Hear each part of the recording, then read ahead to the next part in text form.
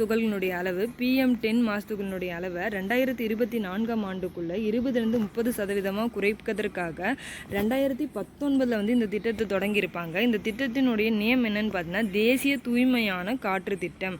அதாவது துகள்களினுடைய மாசு துகள்களுடைய அளவை 20-30% குறைக்கணுன்றது தான் இதோட எய்மாக இருக்கும். ஓகே, அடுத்ததாக சமீபத்தில் இந்தியா வந்து வெற்றிகரமாக சோதித்த புதிய தலைமுறை ஏவுகணை பேர் என்னன்னு பார்த்தீங்கன்னா ஆகாஷ் NG.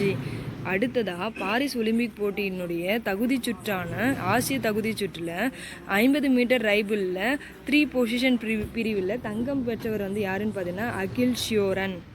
அடுத்ததாக கிராமப்புற சுய உதவி குழுவை சேர்ந்த பெண்கள் கிராமப்புற சிறுதொழில் முனைவோராக வளர்வதற்கான திட்டம் தான் முக்கிய மந்திரி மகிழா உதயமிதா அபியான், அதாவது MMUA.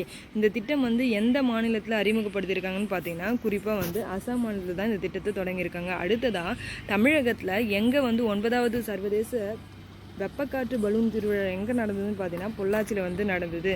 அடுத்ததாக பார்க்கர் விண்கலம் வந்து அனுப்பியும் நாடு எதுன்னு கேட்பாங்க. எந்த நாடுன்னு பார்த்தீங்கன்னா அமெரிக்கா தான் வந்து அனுப்பியிருக்கோம்.